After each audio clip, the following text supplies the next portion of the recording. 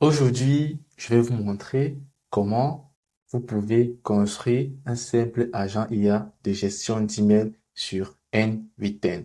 Je vais le faire étape par étape pour vous montrer que c'est super simple à le faire. À la fin de cette vidéo, vous allez pouvoir récupérer le workflow que j'ai utilisé pour créer cet agent IA gratuitement dans ma communauté School. Le lien sera dans la description. Je passe à la démo pour vous montrer concrètement comment notre agent IA fonctionne. Ok, voici l'agent IA que j'ai construit. Ne vous inquiétez pas, c'est un peu l'air compliqué, mais je vais vous expliquer étape par étape comment construire un truc comme ça. Là, je vais tester mon agent IA. Je vais lui demander, envoie un email à Julien pour demander comment il va et ce qu'il va faire durant la journée. On lance. Ok, super. Je vais me connecter sur mon adresse email pour voir si c'est que j'ai reçu le mail. Je vais rafraîchir la boîte. Ok, voilà, voici le mail en question. Il y a 0 minutes. Le mail vient de partir. Salut Julien, j'espère que tu vas bien. Je voulais te demander comment tu vas et ce que tu vas faire durant la journée. À bientôt, Jaurès. Ce mail est envoyé automatiquement. Du coup, on retourne sur N8N. Maintenant, je vais vous montrer étape par étape comment on va faire pour construire. Mais avant, je vais vous expliquer un peu tous les outils et les nécessités pour réaliser ce workflow et cet agent IA. Les ressources nécessaires, on aura besoin de N8N. Ensuite, on aura besoin de Pinecone.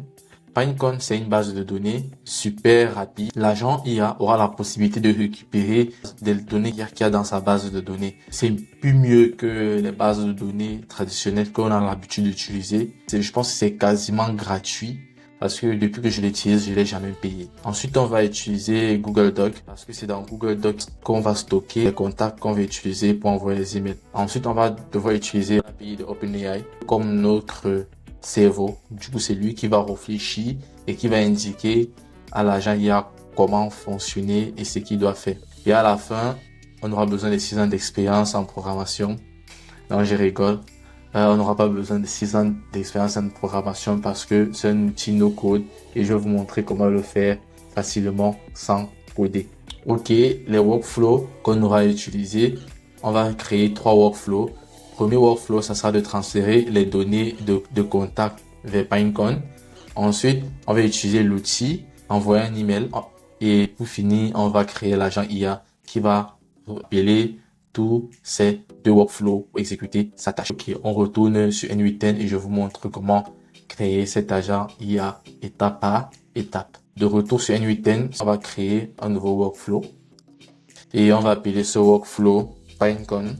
Donc, ça va nous servir comme base de données pour récupérer le fichier Google Doc. Et je viens de me rappeler que j'ai oublié de vous montrer le fichier Google Doc qu'on va utiliser dans cette vidéo. Je vais glisser, déposer le fichier ici pour que vous puissiez voir. Voici le fichier ici en question. Et voilà les contacts que j'ai mis dans ce fichier. Vous allez voir que quand je vais appeler Julien, grâce à l'agent IA, il va détecter que c'est à cette adresse email qu'il doit envoyer le mail. Donc, on retourne sur N8N.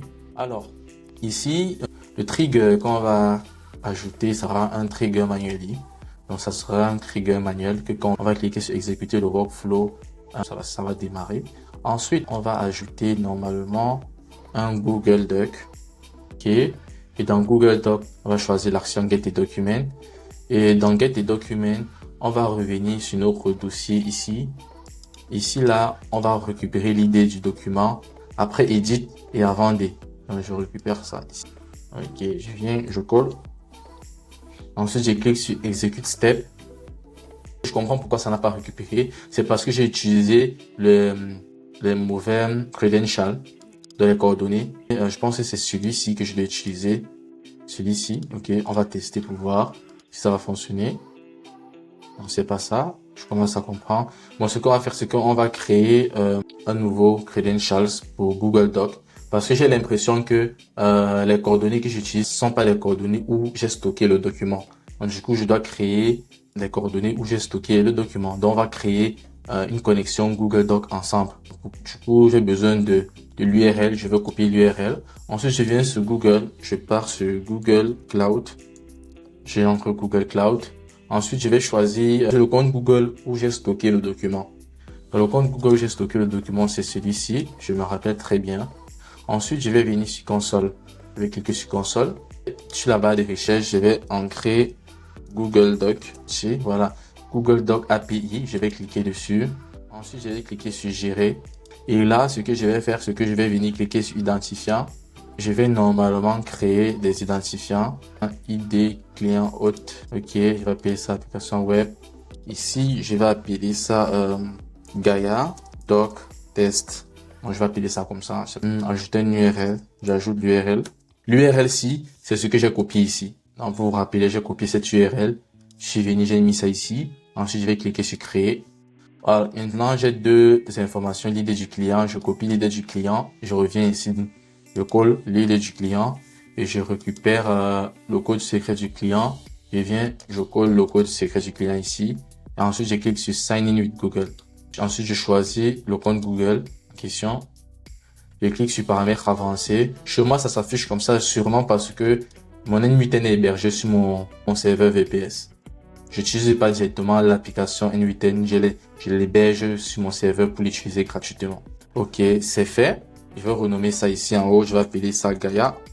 Le même nom que j'ai utilisé. Je vais sauvegarder. Ce n'est pas obligatoire d'utiliser le même nom, mais c'est juste pour me rappeler.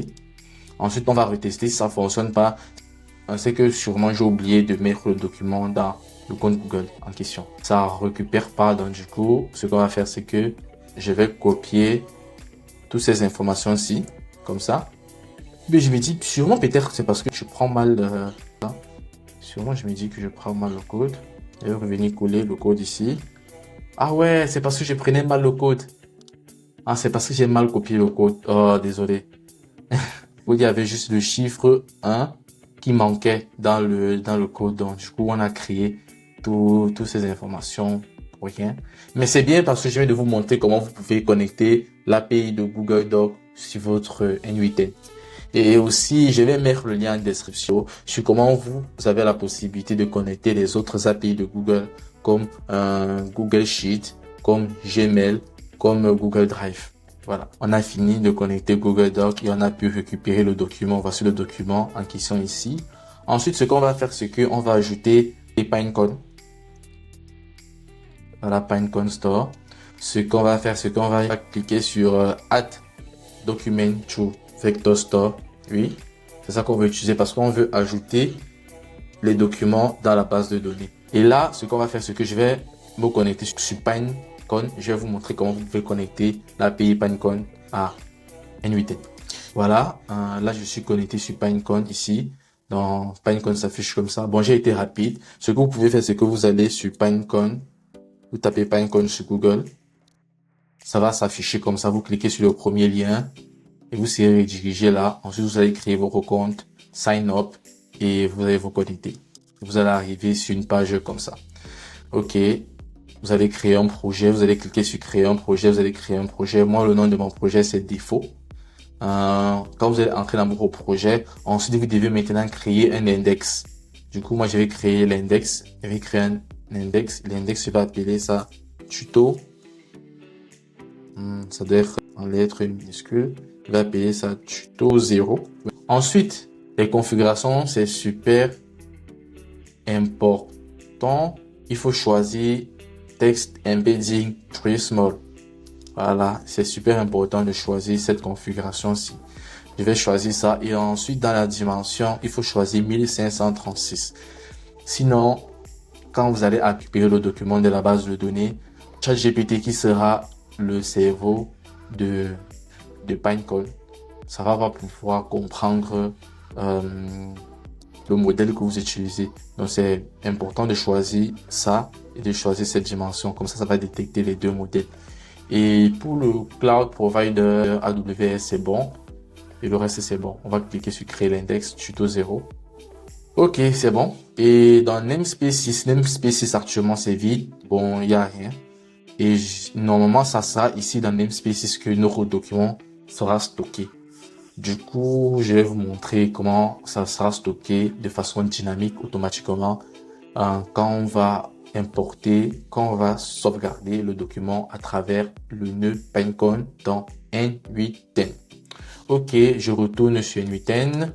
Et là, comme index, je choisis l'index que je viens de créer, tuto 0. C'est l'index que je viens de créer, tuto 0. Ou ensuite, en No Properties, at Option, je vais ajouter une option qui est Pinecone Namespace. Donc du coup, on peut dire, c'est la petite base de données que je vais créer dans Pinecone qui va stocker le document. Donc je vais appeler cette base de données contact. Donc du coup, c'est dans Contact qui sera stocké tout le document qui contient les contacts. Voilà, ça fait sens. Du coup, là, je vais cliquer sur Execute Step. Là, ok, ça m'affiche une erreur, c'est parce que je n'ai pas connecté le modèle. Du coup, je vais venir ajouter un modèle ici, Embedding. Je vais choisir Text Embedding Tree Small. Voilà, Text Embedding. Vous vous rappelez, quand j'étais en train de vous dire que vous devez choisir le bon modèle adéquat, voilà, c'est justement de ça que je parlais. Text Embedding Tree Small. Je peux revenir ici. Normalement, si je reviens ici, vous allez voir que c'est la même chose ici. Text Embedding Tree Small. Donc, c'est le même modèle ici que vous devez utiliser ici. Donc, j'ai rappelé le même modèle. C'est bon. Ensuite, là, je vais ajouter un data loader. C'est simple. Là, c'est bon. Il n'y a rien à toucher là. Et du coup, je vais revenir ici et je vais ouvrir Pinecone. Je vais relancer pour voir si ça fonctionne. Du coup, ça charge. Et du coup, c'est bon. Ça peut importer les documents dans la base de données. Du coup, je vais revenir ici sur Pinecone pour vérifier. Je ferme cette page. Je vais revenir sur Pinecone pour vérifier.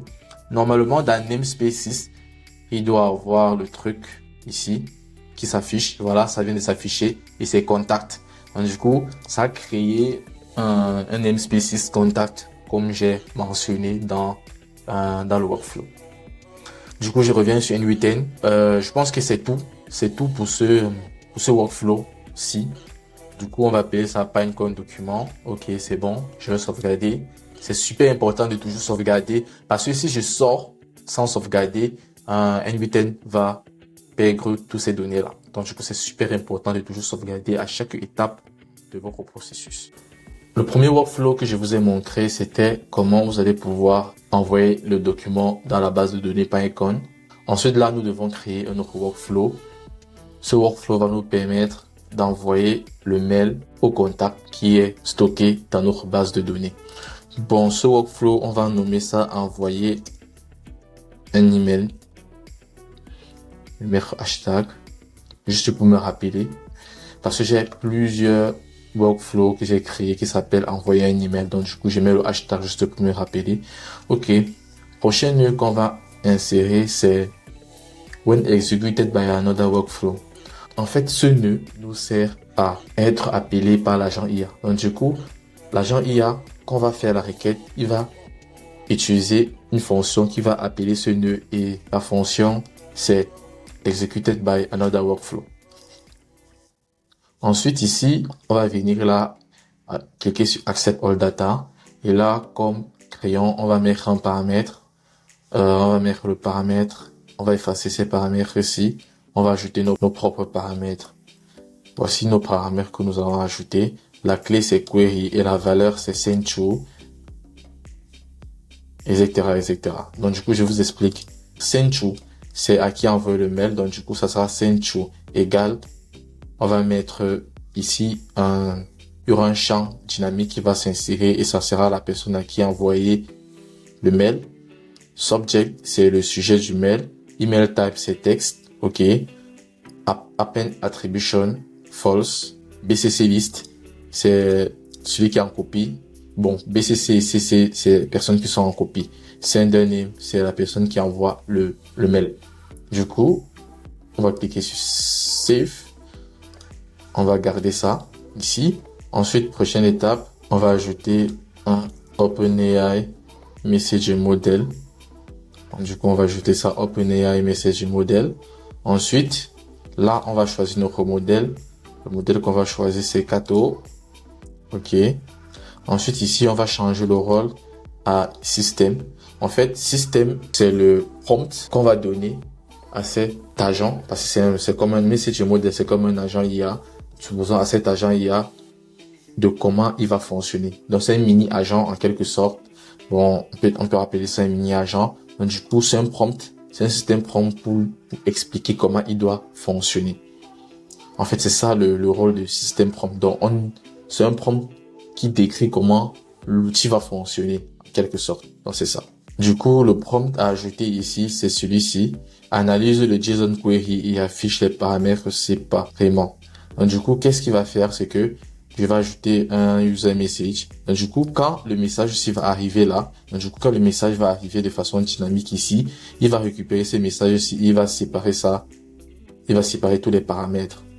Donc, du coup, tous les paramètres ici. Donc, du coup, quand je teste, vous allez voir que, ok, il n'a pas bien séparé parce que je n'ai pas précisé ici output de content as a JSON. Donc, du coup, quand je vais cliquer là, vous allez voir que la valeur va changer. Donc, je reteste. Là, vous pouvez voir qu'il a séparé tous les paramètres. Il a séparé les paramètres en send to, en subject, email type, message, append attribution, BCC list, CC list, sender name. Wow. Du coup, ça c'est bon. Et au niveau du prompt, à l'intérieur ici, on va ajouter un nouveau prompt qui s'appelle JSON.stringify. On va mettre les parenthèses, on va ouvrir la parenthèse et on va fermer la parenthèse. Où j'ai mal écrit, c'est JSON.stringify. En fait, le but de ça, c'est quoi? Ça transforme le JSON en chaîne de caractères. Et c'est pas ce que vous allez bien voir, mais regardez bien cette valeur-ci. Regardez bien cette valeur-ci, vous allez voir que là, il y a les guillemets ici. Il y a une guillemets ici, il y a les guillemets ici, il y a les guillemets ici. Du coup, c'est ce que je fasse ce que je viens de mettre. Vous allez voir que les guillemets ont disparu. Donc, du coup, si je remets,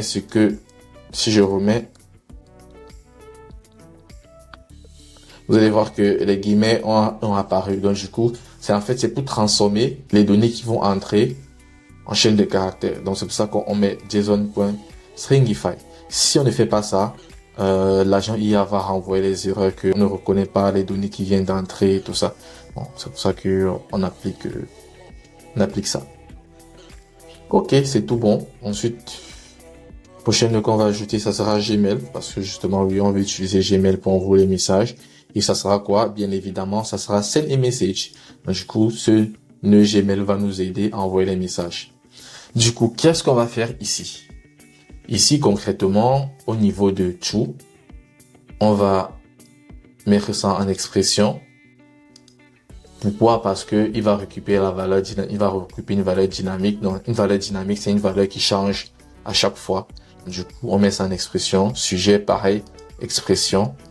Email type, on va changer ça en texte. Message, pareil, en expression. Ensuite, on va ajouter les options. BCC, en expression. Ensuite, on va ajouter CC, en expression. Toujours. On va encore ajouter une autre option. Sender name. Ici, on va mettre Jaurès. Donc, parce qu'on veut qu'à chaque fois, c'est toujours Jaurès qui envoie l'email, en quelque sorte. D'accord. Du coup, qu'est-ce qu'on va faire maintenant? C'est que on va mapper toutes les informations qu'on a reçues de notre modèle IA, de notre message modèle de OpenAI, et on va parser ça ici. Donc, du coup, qu'est-ce qu'on va faire? C'est que send to, on vient en glisse à send à to. Subject, on vient en glisse à subject. Email type, on laisse. Message, on vient en glisse à message. BCC, on vient en glisse à BCC. Et CC, on vient en glisse à CC. Donc, c'est tout. Voilà. Ensuite, on va laisser ça comme ça. Et on va ajouter un dernier nœud qui est un setField. On va ajouter un champ. Et on va écrire ici la réponse. Et la valeur fait. En quelque sorte, c'est ce nœud-ci, ce setField. Son rôle sera de renvoyer une réponse à l'agent IA pour dire que la requête que tu m'as demandé de faire, je l'ai exécutée. Donc, c'est pour ça qu'on ajoute ce setField. À chaque fois que l'agent IA va exécuter une tâche dans ce workflow, le dernier nœud, c'est setField, va renvoyer une réponse à l'agent IA pour dire que c'est bon, l'action que tu viens de faire a été exécutée avec succès. Ok, c'est bon pour ceci. Je pense que c'est tout. On va sauvegarder. Ensuite, on va créer un autre workflow. Ce workflow-ci sera le workflow de l'agent IA en question qu'on va utiliser. Du coup, là, on va nommer ça agent IA envoyer un email. Mais l'hashtag pour que je me rappelle. Ok, premier nœud qu'on va ajouter. Qu'est-ce qui sera notre trigger? Notre trigger, ça sera un chat message. Donc, du coup, à chaque fois qu'on va saisir un message, l'agent IA va se déclencher. Donc, le workflow va se déclencher en quelque sorte. Du coup, ok, on a mis notre trigger. Prochaine étape, on ajoute notre agent IA. On vient ici, on clique sur AI. Ensuite, on clique sur AI Agent. Ok. Ensuite, ici, on va ajouter une option qui est System Message et on va venir mettre le prompt ici. Je vais agrandir l'expression pour que vous puissiez bien voir le prompt. Je vais venir ici. Voici tout le prompt qu'on va utiliser. Le prompt est un peu assez long et j'ai pu avoir ce prompt ici grâce à ChatGPT. Donc, je suis allé sur ChatGPT. Je lui ai demandé de me créer un prompt qui va aider mon agent IA à pouvoir appeler un outil qui s'appelle envoyer un email pour envoyer un email justement. Donc, du coup, je lui ai donné les règles à effectuer, etc. Donc là, je ne vais pas lire ça dans cette vidéo. Ça sera trop long. Du coup, je vais pas lire ça dans cette vidéo.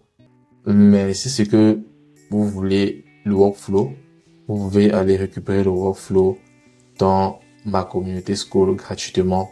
Et là, vous aurez toutes ces informations aussi, même avec le système message et tout. Ok.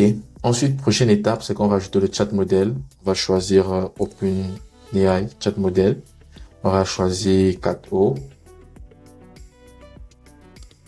Ok, super. Prochaine étape, on va ajouter une mémoire. On va choisir Simple Memory. En fait, c'est quoi Simple Memory? Ça va nous permettre de garder en mémoire les 5 derniers échanges qu'on aura avec l'agent IA. Donc, du coup, comme vous pouvez voir, contexte Windows 5. Donc, en gros, les 5 dernières conversations qu'on aura avec lui, il pourra stocker ça dans sa mémoire. Donc, du coup, si c'est qu'on ne mettait pas ce nœud-ci, à chaque fois qu'on devait discuter avec l'agent IA, il devait se comporter comme s'il a l'Alzheimer. Donc, du coup, à chaque fois qu'on met une information, si on lui redemande la même information, il aura déjà oublié, en fait. Voilà. Du coup, parce qu'il ne stocke rien dans sa mémoire. Du coup, ça qu'on utilise ceci. Ensuite, outil, on va utiliser un vecteur, Vector Store Question Answer Tool. Donc, du coup, c'est cet outil qu'on va utiliser. Et là, on va mettre un petit prompt ici. Là, on vient coller le prompt. Le prompt, c'est appelle cet outil pour récupérer les informations de contact comme une adresse email. Du coup, c'est ce nœud-ci qui va nous permettre d'appeler notre base de données Pinecone et récupérer les contacts qui sont dans la base de données. Ok, ensuite, on va ajouter un Vector Store qui est Pinecone Vector Store, la base de données où on a stocké notre document. Ensuite, on va choisir l'index qu'on a créé. C'était tuto 0, je me rappelle très bien, tuto 0. Et ensuite, on va choisir le namespace et c'était contact. Contact. Du coup, c'est bon. On va venir glisser là pour que ça soit bien propre. Ici, on va ajouter le modèle. Et le modèle, c'est Text Embedding Tree Small. Ok. Parfait. Et le modèle ici, le store modèle, ici, on va choisir un OpenAI. On va choisir Kato, comme d'habitude. Et c'est bon, normalement. Ok. C'est bon. Ensuite, prochaine étape, on va ajouter un autre outil. On va choisir Call and Written Workflow Tool. Donc, du coup, c'est ce nœud-ci qui va nous permettre d'appeler le workflow qu'on a créé. Je pense que c'est celui-ci. Normalement, oui. C'est ce workflow-ci qui va nous permettre d'appeler celui-ci. Ouais. Du coup, on revient là. On va mettre dans la description. Comme description, on va mettre un petit prompt. Le prompt qu'on va mettre ici, c'est appelle cet outil pour envoyer un email. Si simple que ça. Et ensuite, le workflow qu'on va appeler, j'ai appelé ça envoyer un email avec un hashtag aussi. Voici le workflow, envoie un email. J'ai mis le hashtag à côté pour me rappeler. Donc, c'est bien. Donc, tout est bon normalement. Tout est bon. Je pense que tout est bon. Alors, qu'est-ce qu'on va faire?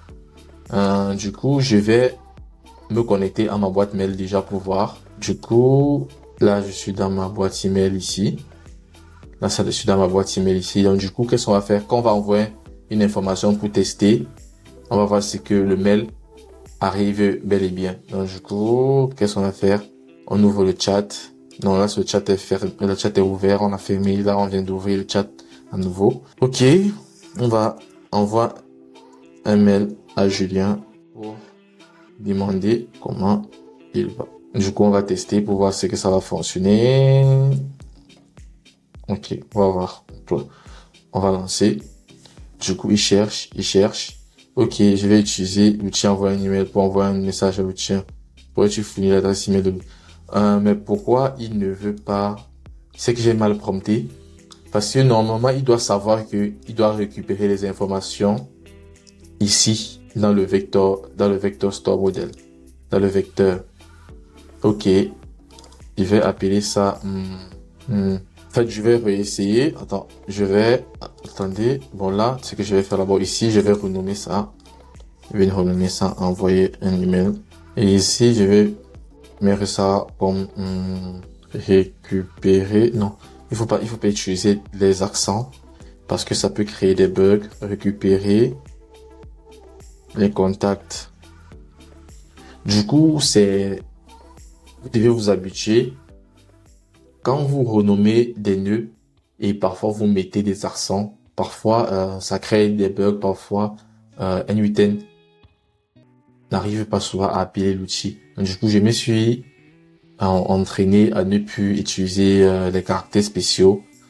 Du coup, on va encore essayer. Normalement, je pense que c'est bon.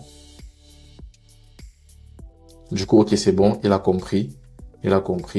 Là, maintenant, il essaie d'envoyer l'email. L'email ne part pas. Il y a une erreur. OK, on va vérifier l'erreur ensemble. OK, je vois l'erreur. En fait, c'est parce que j'ai appelé le mauvais workflow. J'ai appelé le mauvais workflow parce que j'ai appelé le workflow que je suis en train de, j'ai appelé le workflow de l'agent IA. Pourtant, je devais appeler le workflow pour envoyer l'email. Donc, du coup, c'est celui-ci. Envoyer un email. Voilà, c'est ça qu'on doit utiliser. J'ai fait une petite erreur. C'est bon. Et là, on peut relancer le truc. Donc, du coup, je vais relancer. OK, c'est bon. Il récupère les informations. Il essaie d'envoyer l'email. C'est bon, il a envoyé l'email. Tout good. On revient ici, on regarde si l'email va arriver. Ça va arriver. Normalement, ça doit arriver automatiquement. Voilà, c'est venu. Du coup, c'est venu. Voilà l'email. Comment vas-tu? This email was sent automatically in 8N. OK, on va revenir sur notre workflow. Je pense que c'est le workflow, il me redemande encore de renvoyer l'email parce qu'il utilise la mémoire. C'est parce qu'il utilise la mémoire. C'est pour ça que comme il a stocké en mémoire que j'ai voulu envoyer un email. Donc du coup, c'est pour ça que quand j'ai envoyé la première fois, il n'a pas pu envoyer. Il m'a redemandé la question parce qu'il a stocké l'information. Je pense que c'est ça. Donc du coup, je pense que c'est ça. Ben, on va essayer. C'est que je retire la mémoire, par exemple. Je retire juste la mémoire et je teste. On verra. Si c'est que directement, il va exécuter l'information. Directement, il exécute l'information. Du coup, en fait, c'était la mémoire qui créait le problème. Et OK, il y a deux Julien. Il y a deux Julien dans ma base de données. Donc du coup, l'agent me demande ici de préciser quel Julien c'est. Donc je vais dire que c'est Julien Morel. Je savais pas qu'il y avait deux Julien dans ma base, dans mon document. Donc du coup, je précise Julien Morel. Et là, directement, OK. Et du coup, comme j'ai pas la mémoire, donc du coup, il a oublié l'information que je lui ai donnée par rapport à Julien Morel. Donc du coup, c'est obligé de refaire à zéro. Donc en fait, c'est un bon exemple. Comme ça, vous pouvez voir un peu à quoi vraiment sert la mémoire. La mémoire est super importante parce que là, il a oublié. Donc du coup, là, il m'a envoyé les informations. Il m'a demandé si c'est Julien Morel ou bien Julien Caron. Là, j'ai dit Julien Morel. Il a oublié. Du coup, il me repose encore la question. C'est qui Julien Morel en fait? Donc du coup, c'est un peu ça. Donc, c'est un peu ça. C'est pour ça que la mémoire est super importante. Voilà, c'est bien comme j'ai essayé de vous montrer l'exemple pour que vous puissiez comprendre un peu à quoi sert la mémoire. Mais le workflow fonctionne parfaitement bien. Du coup, je suis super satisfait. Et normalement, nous sommes arrivés au thème de cette vidéo. Du coup, si c'est que cette vidéo que je viens de faire vous a donné de la valeur, je vous invite à laisser un like, d'activer la cloche de notification, car chaque jour, je poste régulièrement des tutoriels sur N8N. Je suis super actif ici sur YouTube. Chaque jour, je poste des tutoriels régulièrement. Et si c'est que vous voulez télécharger le workflow, c'est disponible dans la description, dans ma communauté School, qui est complètement gratuite. Alors, c'est tout. Ciao!